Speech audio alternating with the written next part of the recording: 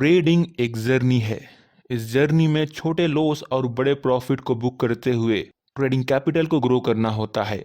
अपने trading account में login करने के बाद ट्रेड में एंट्री और एग्जिट करने से पहले आपके स्क्रीन पर कुछ इस तरह का इंफॉर्मेशन आता है, जिसके अनुसार 10 में से 9 लोग ट्रेडिंग के दौरान लॉस करते हैं। स्टॉक मार्केट में लॉस के कारण सुसाइड का न्यूज़ तो आपने जरूर सुना होगा। लोन के रूप में लिया हुआ पैसा, दोस्तों और रिश्तेदारों से उधारी का पैसा, शादी और मेडिकल ट्रीटमेंट के लिए जमा पैसा या फिर कोई और इमरजेंसी फंड के लिए रखा पैसा जब स्टॉक मार्केट में 2 मिनट के अंदर लॉस में कन्वर्ट हो जाए तो जनरली नॉर्मल इंसान को इन सब चीज़ों से कैसे डील करना है या नहीं पता होता। आखिर लोग इतने बड़े बड़े लॉसेस क्यों करते हैं, यह क्वेश्चन आपके माइंड में भी ज़रूर आया होगा। पीटर कैसल के द्वारा लिखी गई किताब द जेन ट्रेडर के हिसाब से ट्रेडिंग में प्रॉफिटेबल ना होने के 2 मुख्य रीज़न हैं। फर्स्ट, ट्रेडर्स के पास ट्रेड करने के लिए कोई ट्रेडिंग प्लान है ही नहीं जिससे उन्हें मार्केट में एड्ज मिले। सेकेंड, अगर उनके पास कोई ट्रेडिंग प्लान है भी तो वे उस पर लंबे समय तक कायम नहीं रहते, जिसके कारण उनका लॉस बढ़ते जाता है। ट्रेडिंग प्लान के अंतर्गत कई चीज़ें आती हैं, जैसे आप कौन से टाइम फ्रेम पर ट्रेड करेंगे, आपका रिस्क मैनेजमेंट क्या होगा, आप किस मार्केट कंडीशन में ट्रेड करेंगे और किस मार्केट कंडीशन में चुपचाप अपने सेटअप का वेट करेंगे, आप कौन से मार्केट में ट्रेड करेंगे, ट्रेड में एंट्री के सिग्नल क्या होंगे, ट्रेड एग्जिट के सिग्नल क्या होंगे और आपका टारगेट क्या होगा। इन सभी चीज़ों को ट्रेडिंग प्लान में प्रॉपरली डिफाइन किया जाता है। न्यू ट्रेडर एक स्ट्रैटेजी को लंबे समय तक फॉलो क्यों नहीं कर पाता, इसे एक एग्जाम्पल से समझते हैं। न्यू ट्रेडर स्ट्रैटेजी 1 को फॉलो करते हुए जब फर्स्ट ट्रेड में 300 रुपये प्रॉफिट करता है, सेकेंड ट्रेड में 100 रुपये प्रॉफिट करता है, लगातार 2 ट्रेड में प्रॉफिटेबल होने से वह ओवर कॉन्फिडेंट हो जाता है और थर्ड ट्रेड पर अपना रिस्क बढ़ा देता है। थर्ड ट्रेड पर उसे लॉस हो जाता है। थर्ड ट्रेड में उसने अपना रिस्क बढ़ा दिया था, इसलिए उसका लॉस भी बड़ा हो जाता है। इस बड़े लॉस ने उसके फर्स्ट और सेकंड ट्रेड को मिलाकर जो भी प्रॉफिट हुआ था उसे एक ही बार में लॉस में कन्वर्ट कर दिया। यहाँ पर तो उसका नेट लॉस सिर्फ 100 रुपए का है, बट एक बड़े लॉस से उसका इस स्ट्रेटजी पर से विश्वास ही उठ गया। अब स्ट्रेटजी 2 को फॉलो करने लगता है। यहाँ पर भी उसे फर्स्ट एंड सेकेंड ट्रेड में 200 रुपए और 100 रुपए का प्रॉफिट होता है, बट थर्ड, फोर्थ और फिफ्थ ट्रेड पर 350, 100 और 300 रुपए का लगातार लॉस हो जाता है। यहाँ उसका नेट लॉस 450 और बढ़ जाता है। इस बड़े लॉस और 3 कंटिन्यूअस लॉसेस से इस स्ट्रेटजी पर से भी उसका विश्वास उड़ जाता है। अब स्ट्रेटजी 3 को फॉलो करता है। फर्स्ट ट्रेड में 500 रुपए का बड़ा प्रॉफिट, सेकेंड ट्रेड में फिर से 600 रुपए का लॉस, थर्ड ट्रेड में 400 रुपए का प्रॉफिट, फोर्थ, फिफ्थ और सिक्स ट्रेड में 300, 200 और 50 रुपए का लॉस होता है। यहाँ नेट लॉस 250 का ही है, बट कंटिन्यूअस 6 ट्रेड लेने के बाद भी 250 का लॉस होने से न्यू ट्रेडर को इस स्ट्रैटेजी पर भरोसा नहीं रहा। अब अंत में अपने सारे लॉसेस को रिकवर करने के लिए स्ट्रैटेजी 4 फॉलो करता है। फर्स्ट ट्रेड 100 रुपए का प्रॉफिट, सेकेंड ट्रेड 200 रुपए का प्रॉफिट, थर्ड ट्रेड 300 रुपए का लॉस और फोर्थ ट्रेड 100 रुपए का लॉस। यहाँ पर भी उसका नेट लॉस 100 रुपए का हो जाता है। अगर सारे स्ट्रेटजीज के लॉस को ऐड करें तो उसका नेट लॉस 900 रुपए का होता है। यहाँ ट्रेडर ने 3 गलतियां की। फर्स्ट, सिर्फ 2 ही ट्रेड में प्रॉफिटेबल होने के बाद ही रिस्क को बढ़ाना, जो एक बड़े लॉस का कारण बना। सेकेंड, 3 कंटिन्यूअस लॉसेस के बाद ही स्ट्रैटेजी को चेंज कर देना। थर्ड, 6 ट्रेड लेने के बाद भी प्रॉफिटेबल ना होने से स्ट्रैटेजी चेंज करना। एक प्रॉफिटेबल ट्रेडर अपने कैपिटल को 2 या 3 गुना करने के बाद ही रिस्क बढ़ाता है। 3-4 कंटिन्यूअस लॉसेस होने के बाद भी स्ट्रैटेजी चेंज नहीं करता। जब तक उसके स्ट्रैटेजी में एड्ज है वह इसे ही फॉलो करता है। वह मिनिमम 100 ट्रेड लेने के बाद प्रॉफिटेबल है या नहीं डिसाइड करता है। इससे कोई फर्क नहीं पड़ता कि कोई ट्रेडिंग सिस्टम कितना लॉजिकल, रेशनल, विश्वसनीय है। इससे कोई फर्क नहीं पड़ता कि यह मैनुअली, ऑटोमेटिकली या किसी दूसरे आदमी के टिप से बाइंग और सेलिंग की जा रही है। ट्रेडिंग स्ट्रेटेजी की ओवरऑल सक्सेस ट्रेडर की अपनी भावनाओं से निपटने की एबिलिटी से निर्धारित होती है। ट्रेडर्स द्वारा किसी ट्रेडिंग स्ट्रेटजी पर कायम ना रहने का कारण स्ट्रेटजी का कॉम्प्लेक्सिटी नहीं है, इसका सीधा सा जवाब है डर, अनडिजायरेबल आउटकम का डर। ट्रेडिंग में बहुत अधिक इमोशंस पैदा होते हैं, जैसे fear, hope, greed, regret. For example, new trader 500 रुपए का लॉस लेने के लिए तैयार है, बट जब प्रॉफिट 300 रुपए का होने लगता है तब उसे इस प्रॉफिट को खोने का डर लगता है। अपने इस डर के कारण वह 300 रुपए का प्रॉफिट बुक कर लेता है, जिससे उसका रिस्क रिवार्ड मेंटेन नहीं हो पाता। कई ट्रेडर्स जब प्रॉफिट 300 रुपए से बढ़कर 1000 रुपए पर पहुंच जाता है, उन्हें यहाँ क्लियरली प्रॉफिट एग्जिट के सिग्नल या फिर ट्रेंड रिवर्सल के सिग्नल मिल रहे हैं। अपने लालच के कारण वे बस इस प्रॉफिट को और भी बढ़ता हुआ देखना चाहते हैं। अपने लालच के कारण वे यहाँ पर भी प्रॉफिट बुक नहीं करते और उनका प्रॉफिट 1000 रुपए से गिरकर 600 रुपए पर वापस पहुंच जाता है।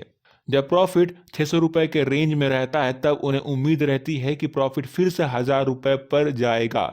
जैसे ही इस लेवल पर उनका प्रॉफिट पहुंच जाएगा, वे प्रॉफिट बुक कर लेंगे।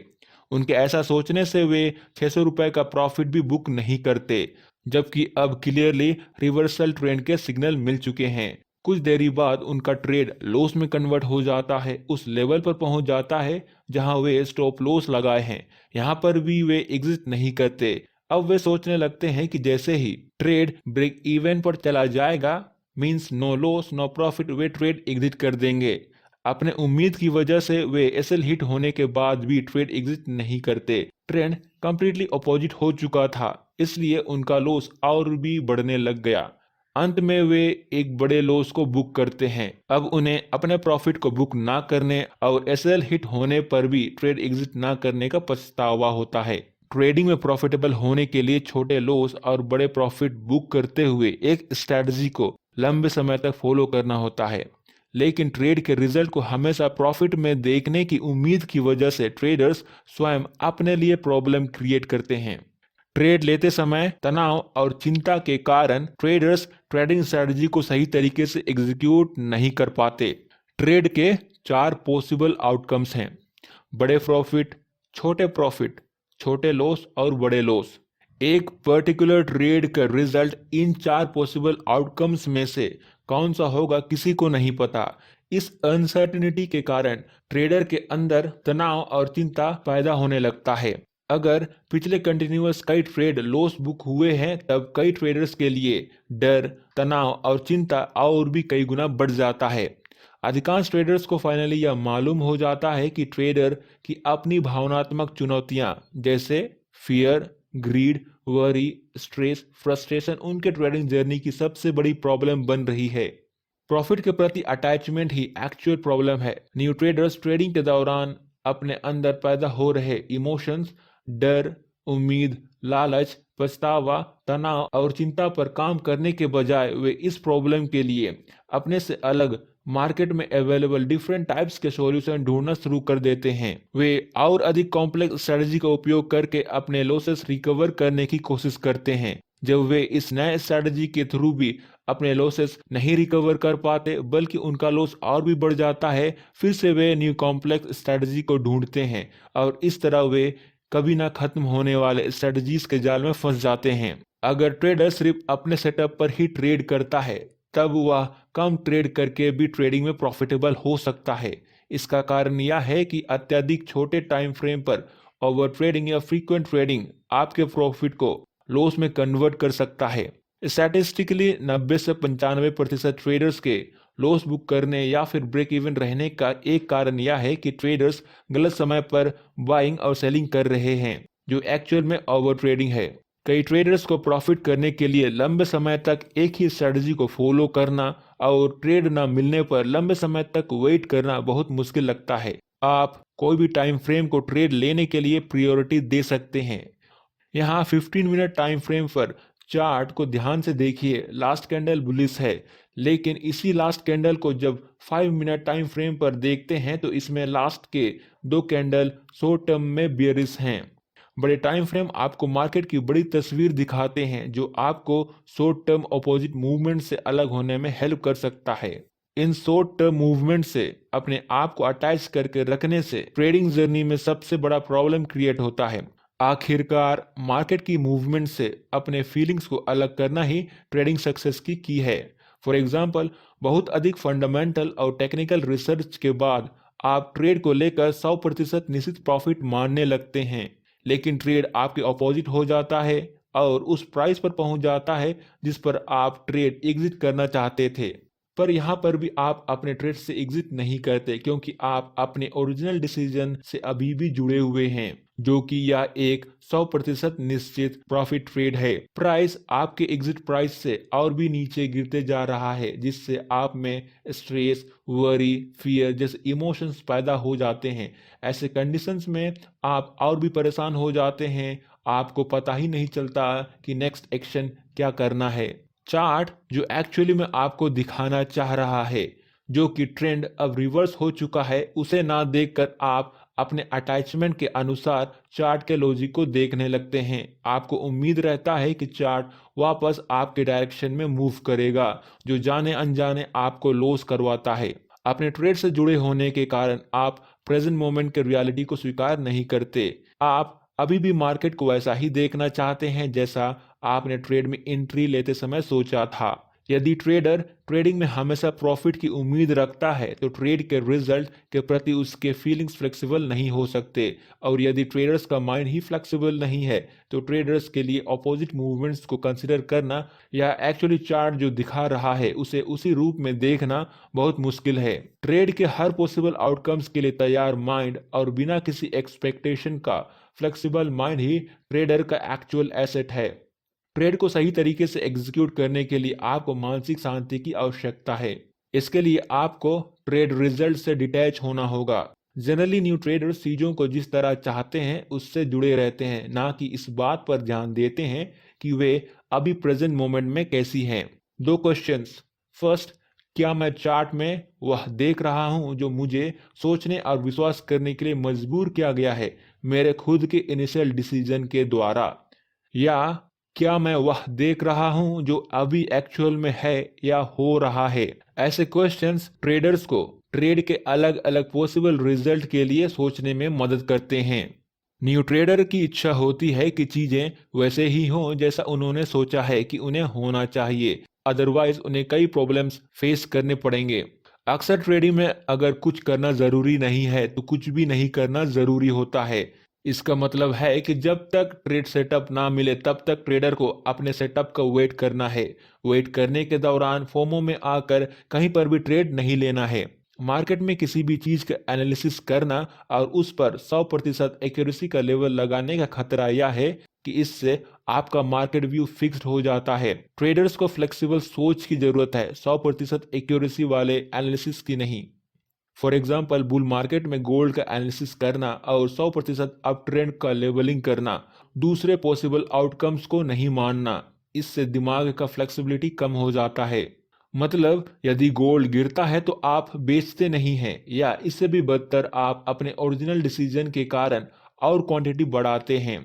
जब चीजें एनालिसिस के आधार पर नहीं होती हैं जैसा ट्रेडर ने ट्रेड लेने से पहले सोचा था, तो नॉन अटैच ट्रेडर अपने ट्रेड से लॉस बुक कर ट्रेड एग्जिट कर देते हैं या फिर अपने ट्रेड को रिवर्स कर देते हैं। वे नए मार्केट कंडीशन के हिसाब से कुछ भी कर सकते हैं, क्योंकि ओरिजिनल एनालिसिस जो कि गोल्ड एक बुल मार्केट में है से उनका कोई अटैचमेंट नहीं है। वे अपने एनालिसिस को 100% एक्यूरेट नहीं मानते, बल्कि वे इसे प्रोबेबिलिटी के टर्म्स में डिफाइन करते हैं। यहाँ पर ध्यान से देखिए, लॉन्ग कंसोलिडेशन के बाद रेजिस्टेंस ब्रेक हुआ है। ब्रेकआउट पर न्यू ट्रेडर्स एंट्री ले लेते हैं।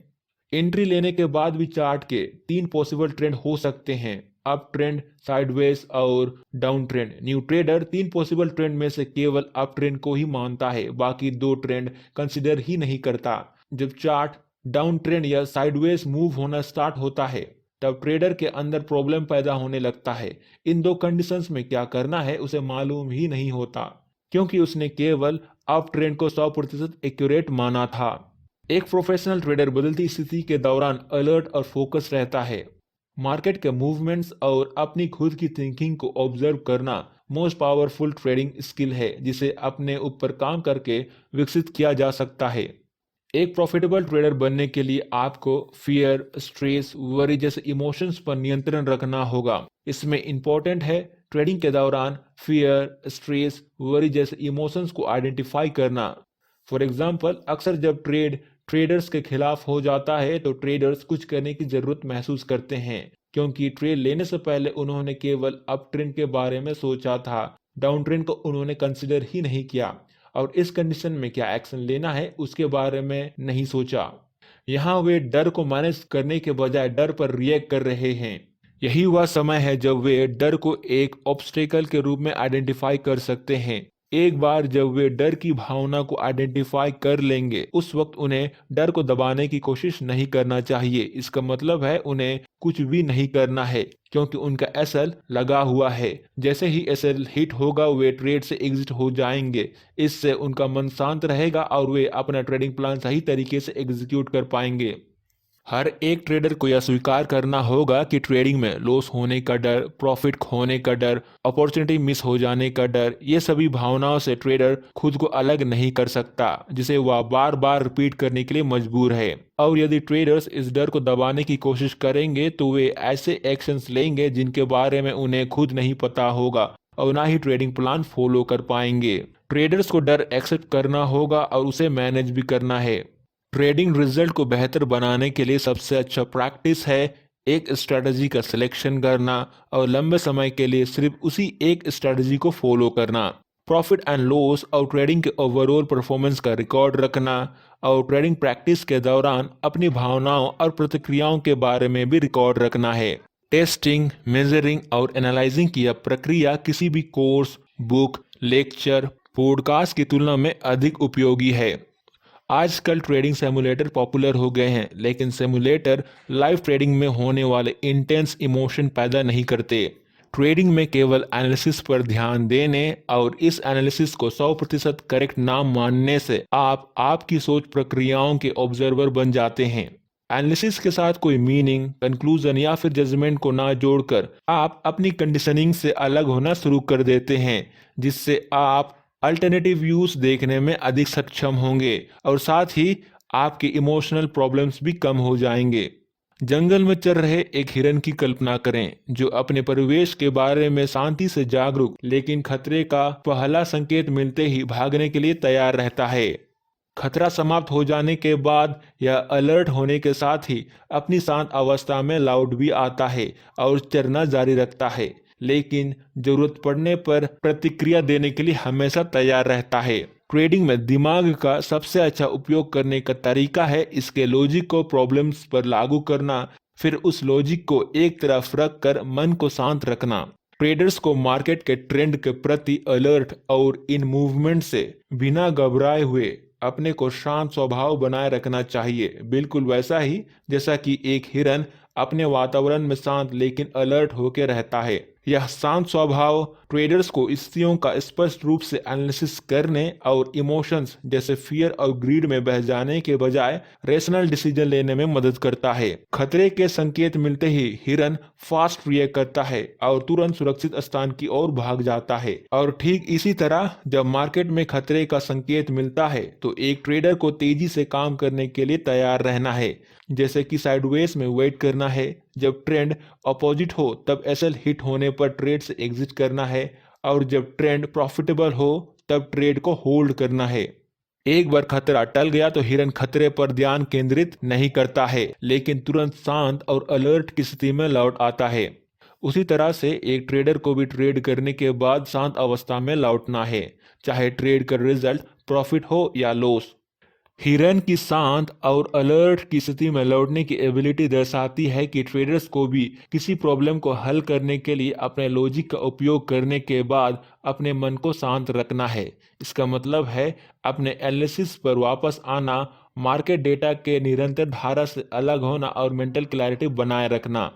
एक ज़ेन कहानी में दो मोंक, एक ओल्डर और एक यंग, एक साथ यात्रा कर रहे थे। वे तेज धारा वाली एक नदी के पास आए। उन्होंने एक महिला को नदी पार करने का प्रयास करते हुए देखा, लेकिन मोंक के रूप में उन दोनों ने किसी महिला को नहीं छूने की कसम खाई थी। बिना कुछ कहे ओल्डर मोंक ने महिला को नदी के उस पार ले गया। यंग मोंक को विश्वास ही नहीं हुआ कि अभी क्या हुआ और अगले कुछ घंटों तक चुप रहा।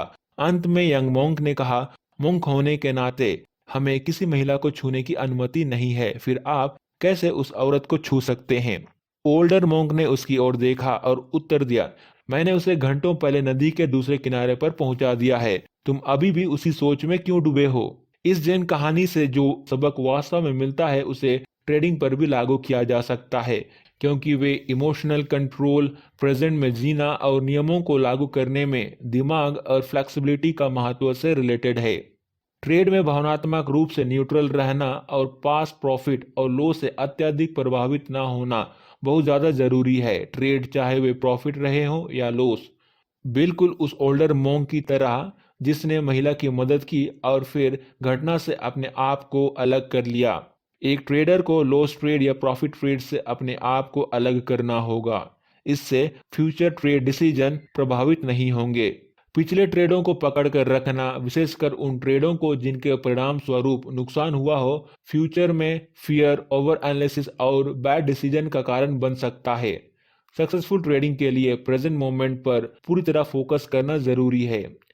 यंग मोंक में वर्तमान पर ध्यान केंद्रित करने का एबिलिटी नहीं था, क्योंकि वह अतीत की किसी एक घटना से बहुत अधिक प्रभावित था। इसी तरह यदि कोई ट्रेडर पिछले ट्रेडों के रिजल्ट से या भविष्य के बारे में सोचकर बहुत ज्यादा परेशान है तो वह प्रेजेंट अपॉर्चुनिटी मिस कर सकता है।